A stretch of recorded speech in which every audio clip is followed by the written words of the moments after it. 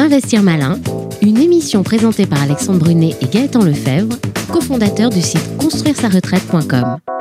Bonjour à toutes et à tous, investisseurs malins. Voici l'heure de votre rendez-vous mensuel consacré aux investissements sous toutes leurs formes.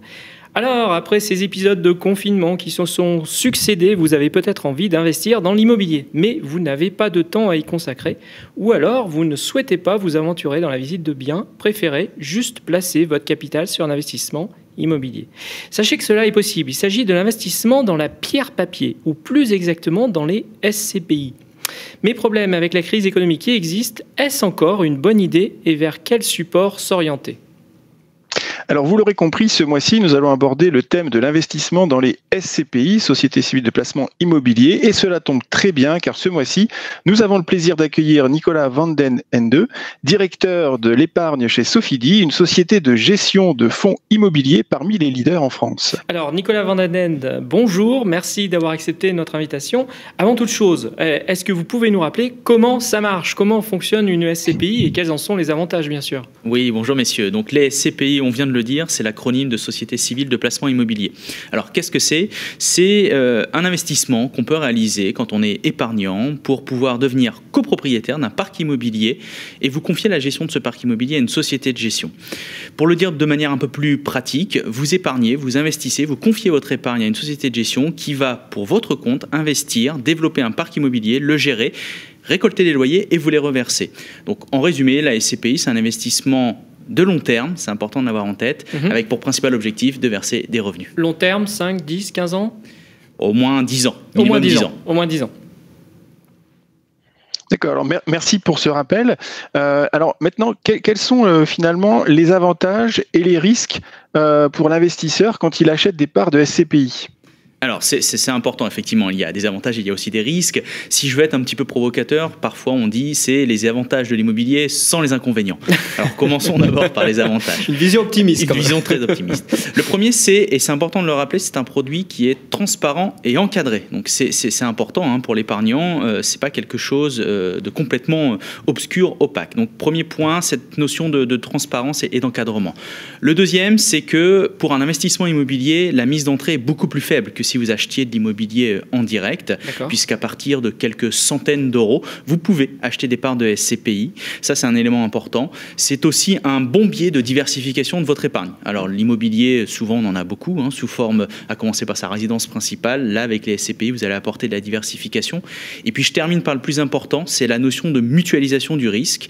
La mutualisation du risque, ça veut dire quoi ? Ça veut dire que vous n'êtes pas exposé sur un seul actif à un seul locataire. Vous êtes exposé sur une multitude d'actifs, une multitude de locataires, une multitude de secteurs d'activité, et ce sur un plan géographique très très large. Alors, oui, vas-y. Donc, pardon, cet élément-là est donc hyper important puisque c'est la base, c'est l'essence même de la SCPI, cette notion de mutualisation du risque. D'accord, mutualisation et donc répartition du risque. Justement, de quel type d'actifs se composent ces SCPI ? Est-ce qu'il vaut mieux en privilégier certaines plus que d'autres par rapport à la typologie de l'immobilier qui est au sous-jacent de la SCPI en question ? Alors, les SCPI, quelque part à l'origine et encore maintenant très largement, c'est des véhicules qui vont permettre à un épargnant de s'exposer sur ce qu'on appelle l'immobilier tertiaire. Concrètement, l'immobilier tertiaire, par opposition à l'immobilier résidentiel, c'est des actifs de bureau, c'est des actifs de commerce, c'est des actifs de santé tels que des cliniques, c'est également des actifs spécialisés sur la logistique et ça peut être même des actifs de camping. Et il se trouve que chez Sofidy, on travaille un petit peu cet élément-là.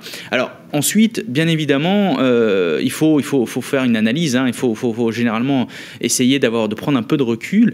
Il n'y a pas de bonne et de mauvaise classe d'actifs sur laquelle s'exposer. Il y en a qui sont plus ou moins cycliques. Dans cette période actuelle, effectivement, on s'en rend compte. Vous avez des véhicules qui sont, certains dits diversifiés, c'est-à-dire que vous allez à l'intérieur de ces véhicules trouver un petit peu de tout. Donc, pour une première approche, c'est plutôt bien. Et puis ensuite, des véhicules qui sont un peu des briques un peu plus pures, beaucoup plus concentrés sur un secteur d'activité, qui vont vous permettre de développer votre patrimoine en fonction de ce qui vous semble pertinent, en utilisant ces briques et en donnant une orientation un peu plus bureau, un peu plus commerce au sein de votre patrimoine. D'accord. D'accord. Donc là, on voit bien effectivement les différents supports qui peuvent être utilisés.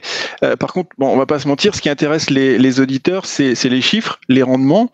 Justement, avec la crise de 2020, comment les SCPI ont résisté et puis surtout, quelle est la rentabilité qui peut être envisageable? Alors, c'est des questions qui sont très légitimes parce qu'on est passé là très rapidement sur la notion de risque, mais effectivement, c'est des véhicules où il n'y a pas de garantie de capital, où il n'y a pas de garantie de rendement. C'est des véhicules qui sont exposés aux aléas de l'immobilier, que ce soit tant en matière d'évolution de la valeur de l'immobilier comme en matière de rendement, même si cette mutualisation du risque a pour logique d'atténuer ces risques-là. Alors, la question est tout à fait légitime au regard de la période qu'on connaît. Avec le recul maintenant qu'on a, et quelque part, je pense qu'on aurait tous signé au démarrage de la crise, on constate que l'impact est assez limité sur les performances des véhicules. Les rendements vont rester très bons. En moyenne, aujourd'hui, on table sur un rendement de l'ordre de 4% pour les SCPI, avec bien évidemment des bons et des mauvais élèves. Hein. Il y aura des taux qui seront bien au-delà de cela. Mais voilà, cette notion de résilience de ces véhicules est importante et c'est dans leur ADN. Hein. C'est des véhicules qui sont gérés de manière prudente, qui constituent des réserves lorsque le ciel est bleu, et quand le ciel s'assombrit un petit peu, ils utilisent ces réserves pour pouvoir justement apporter cette régularité de rendement qui est cherchée par l'épargnant.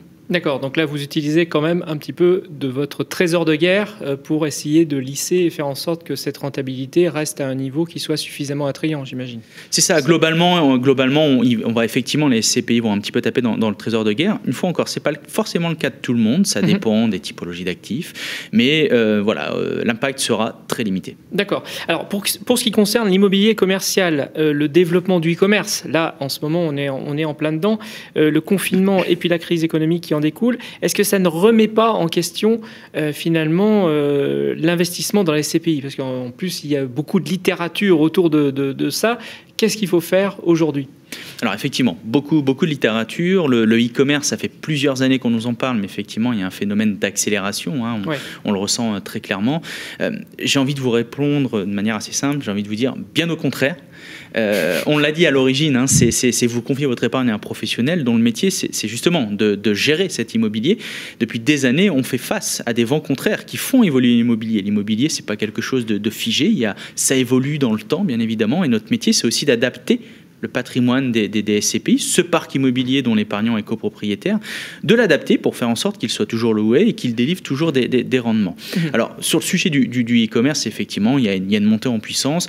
Et ce qu'on constate, c'est que depuis plusieurs années, finalement, la conclusion, c'est ce qu'on appelle le phygital. C'est la cohabitation de ces deux canaux de distribution. Physique et digital. Physique et digital, exactement. Et puis, il y a même quelque part, c'est un peu paradoxal, mais cette crise a permis d'avoir de faire un petit pied de nez à tout cela. On se rend compte que les commerces de proximité sont les commerces qui sortent un peu gagnants de cette phase de confinement, tout simplement par rapport à cette notion de proximité qui est hyper importante. Commerce de proximité de bouche, souvent. Ouais. Donc ça, c'est intéressant sur la partie commerce, mais tout à l'heure, vous l'avez dit, l'un des sous-jacents, c'est aussi tout ce qui est immobilier de bureau. Là, on voit que la crise, elle a mis en exergue aussi quelque chose de nouveau avec le développement massif du télétravail.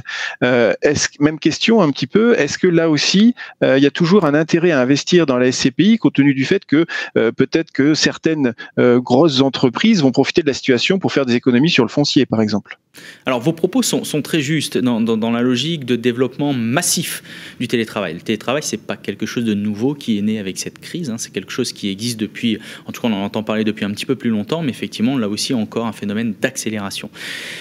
On a beaucoup lu et on continue de lire énormément de choses qui vont parfois de manière assez tragique jusqu'à anticiper la mort des bureaux.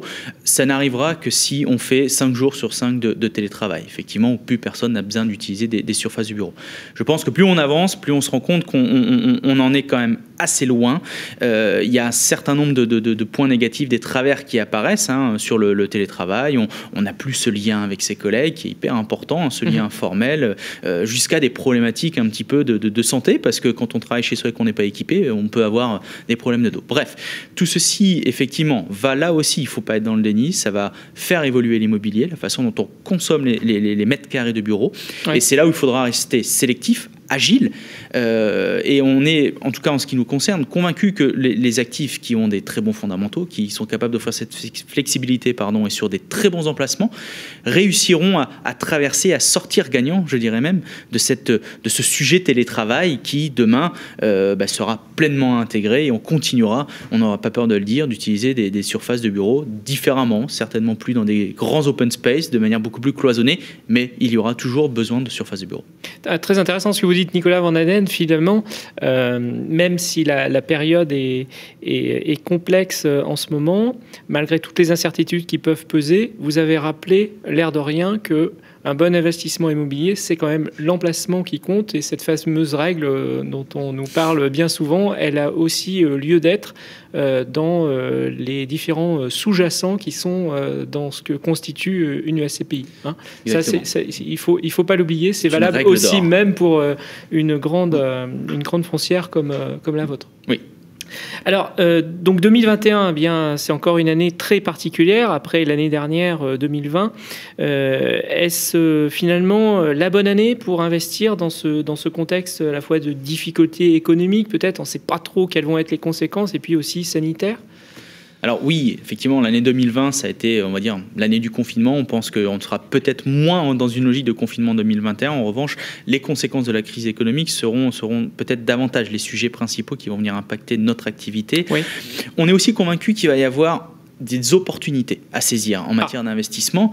Donc le vent d'optimisme. Oui, il faut, et malheureusement, ce vent d'optimisme surfe aussi sur des déconvenus pour certains. Donc c'est là où les opportunités vont se présenter. Oui. Donc on aura besoin, et pour pouvoir les saisir, on aura besoin de l'épargne des Français, qui en ont énormément accumulé dans une logique de prudence, dans une logique d'attentiste, sur des livrets ou sur des comptes courants.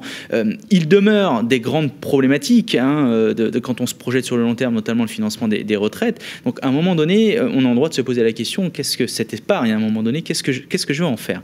Donc, il pourrait y avoir des bonnes surprises en matière de collecte sur les SCPI, parce qu'on va garder un rendement, une performance relative par rapport aux autres classes d'actifs, par rapport aux autres produits financiers qui sera toujours très intéressante, un différentiel plutôt en faveur des SCPI, dans un contexte en plus où l'aversion au risque s'est accrue. Et effectivement, on l'évoquait tout à l'heure avec les avantages, mais quelque part, on achète quand même un petit peu la tranquillité en confiant son épargne à une société de gestion, à des professionnels. Oui, tout à fait. Alors maintenant, passons à la question du mois qui nous est posée par Patrick de Toulon. Alors Patrick nous dit « J'ai investi dans des SCPI il y a 3 ans et je souhaiterais pouvoir en sortir pour investir sur un autre support. » Alors, est-ce que c'est possible par rapport à ce que vous nous avez dit tout à l'heure en préambule, savoir que c'était un investissement plutôt de long terme ? Je pense que Patrick n'a pas écouté les arguments de Nicolas Van Aden. Mais bon, on va quand même lui répondre. Peut-être que Patrick va changer d'avis à l'issue de la réponse. Non, alors techniquement, oui, c'est possible pour les SCPI dites à capital variable. C'est des SCPI où on peut rentrer et sortir quelque part quand on le souhaite, sous réserve de la liquidité, puisqu'on ne l'a pas évoqué, mais il y a un autre risque, c'est que la liquidité n'est pas garantie. Donc, en revanche, aujourd'hui et globalement, on n'a pas constaté, une fois encore, dans ce contexte de crise, de véhicules qui connaissent de graves problèmes de liquidité. En tout cas, chez nous, il y a zéro sujet. Donc, Patrick va pouvoir faire sa demande de rachat sans aucun souci. Et si, en dehors de la dimension administrative qui peut faire durer un petit peu les choses, normalement, à la fin du mois, il est remboursé. Pour autant, Patrick, comment ça se fait qu'au bout de 3 ans seulement, alors qu'on est sur un véhicule de long terme, vous souhaitiez sortir ? Il en a le droit, mais ça serait intéressant de creuser un petit peu le sujet. Très bien, merci Nicolas Van Aden. Nous rappelons à nos auditeurs que vous êtes responsable directeur de l'épargne chez Sofidy. J'invite toutes les auditrices et auditeurs à regarder, à aller sur le site Sofidy pour voir quels sont les produits proposés. Quant à nous, nous vous donnons rendez-vous le mois prochain pour découvrir un nouveau thème. En attendant, vous pouvez nous retrouver sur le site construire-sa-retraite.com dans lequel vous pourrez découvrir plein d'investissements malins. Et n'oubliez pas, demain se décide aujourd'hui. Ne passez pas à côté des bonnes occasions en suivant les bons conseils de nos invités. Merci Nicolas Van Aden. Merci beaucoup à vous. Investir malin, une émission présentée par Alexandre Brunet et Gaëtan Lefebvre, cofondateurs du site construire-sa-retraite.com.